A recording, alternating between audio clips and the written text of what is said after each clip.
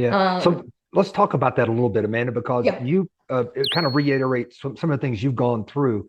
Talk about your experience by going to the Department of Labor to try and talk about these things. You, as we all know, everybody gets a pre-deployment physical and get everything, and it yeah, seems to be like this just, well, it's not tied to this, so it can't be that. And can you talk about that experience of going to the Department of Labor and trying to explain to them why this matters? yeah. So my claims examiner now is I finally got a very, very competent one. Mhm. I'm on an appeal, so it's a different claims examiner that handles the appeal. And I kept bringing it up to my claims examiner. I'm like, hey, this is important Mhm. because, you know, to be an agent, you can't have heart problems. You can't have any damage in your autonomic nervous system.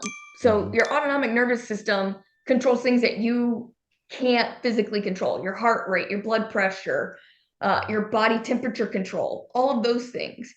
And she understood. She sent it up to the claims examiner that handles the appeal, and they decided it wasn't important. I'm currently, I've had a nightmare of a second opinion. Normally they're one day, one and done. Mine has been going on since December 17th of 2024. And it has just been a complete fight. So I was having issues with getting a hold of people and getting callbacks. I had like 16 requests for callbacks go unanswered.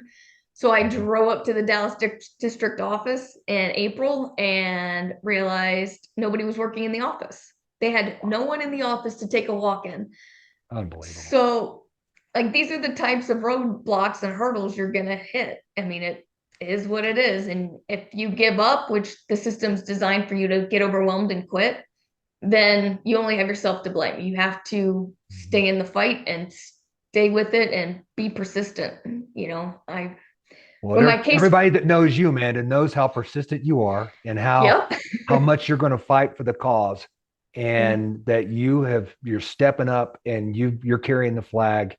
And anyone out there that's listening to this podcast or watching on YouTube should please go to the link below, take that link, send it to your congressman, and tell them about this story and have them watch this podcast, because I Yeah. think we've got to make this process easier. It shouldn't be something where, 25 years from now, because you were exposed to a burn pit, that you should be looking for assistance. Certainly, hopefully you have medical insurance, but you shouldn't have to take care of that. That should be taken care Yeah. of by the Veterans Administration or something like this.